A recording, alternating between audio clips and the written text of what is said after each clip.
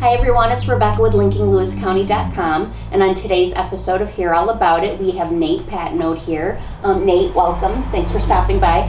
You're here to talk about, first let's talk about, you're a pastor with which church here in town? Yes, I'm pastor at the Bethel Nazarene Church right here in Loudville on Route 12. Gotcha. And you're here to talk about your site was chosen as the new warming center that we have here in town. Give us some background about how you were approached to do this and how this kind of started. Yeah, a pretty long story, but I'll try to keep it relatively short. Mm-hmm. About a year ago, somebody was talking about the Department of Social Services wanting to move maybe away from providing hotel rooms and that kind of stuff for the homeless. And as we know, the state of New York, when it gets below 32 degrees, we had to provide housing of some sort to keep people out of the cold. And so it was kind of just thrown out there, and I'm like, well, we've got space, maybe we could do it.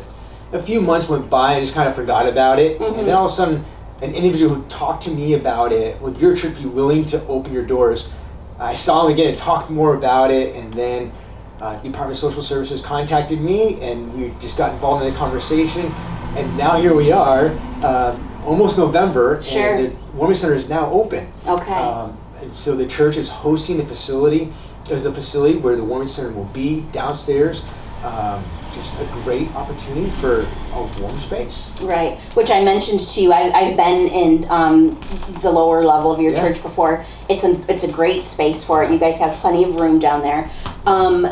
So you mentioned there's several agencies that have kind of come together to make this happen. Yeah. Can you give us a little background of who else is involved in this? Yeah, so the Department of Social Services is really the overseer of the whole thing. Mm-hmm. And then NERCL is providing staffing for it. Mm-hmm. And so all our guests will be supervised and have that opportunity to get more information about helps or just conversation, building relationship.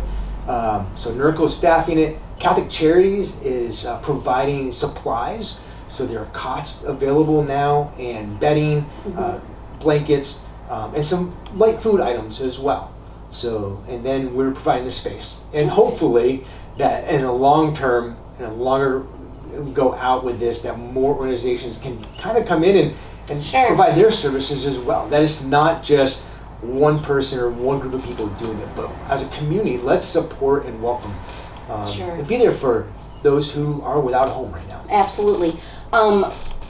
Let's talk about a little bit about the logistics of it. So, is this a year-round thing or just in the winter months? Just in the winter months. Okay. So, technically we're going to start October 1st and get through April 1st. But knowing that cold weather comes and goes in the fall. And so our doors actually have been open for about a week now. And so if you are without a space to be warm, the warming center is available, and so you can come and be a part of that. There's a doorbell on the outside of the door, outside the church, that you can ring, and somebody between the hours of 7 p.m. and 7 a.m. will be there to help guide you and let you into a warm space. And so primarily October 1st through April 1st, there we go. Right. And specifically during those cold months as well. And it would be 7 days a week. It will not just be only when there's a cold blue, but 7 days a week that'll be available. And because we're about a mile and a half outside of the village, the bus service will be providing a transportation from right in front of Dollar General and bring you to the church in front of the doors. There's somebody there to greet you. And then at 7 a.m., the bus services will come back and pick you up and bring you back. That's excellent. To find another space. So basically, there is absolutely no cost for anyone that needs to use this service. No need to worry about transportation. Again, 7 p.m. from Dollar General will be returned back at 7 a.m. Any paperwork or anything that they have to fill out while they're there? There might be some basic questions, just because we need to track some of this. For some of the funding that we're receiving. And so there'll be some questions about yourself and kind of who you are and just generic things, nothing real deep or... Right. Not 1,000 forms to fill out, just general information. Right. if you could talk a little bit about, I think sometimes maybe people think that homelessness is something that, that could never happen to me, or that's a big city problem. I think people are starting to realize that, that it could be anyone. Yeah. And that there is homelessness Right. in rural communities. Yeah. Have you been aware of that or agree with that? Yeah, there's of course we could be here all day talking about Sure, this, right? right. And, I'd probably say I don't have all the answers, Mm-hmm. first of all, but yeah, homelessness there's a lot of stigmas that may come with it. Mm-hmm. And part of it is saying there's still people, Right. and we need to care for our community. I know I've been do we really have homeless people in our community? Yeah, we do. Mm-hmm. Well, why don't we see them? Well, it's not a big city. Right. And so, first of all, people can hide, if you will. Absolutely. And so this is an opportunity to say, let's open our doors. But also, I just read online, an individual that I went to school with, seminary with, became homeless. Now this is somebody who got their master's degree and went through some difficult days, and all of a sudden now they're homeless.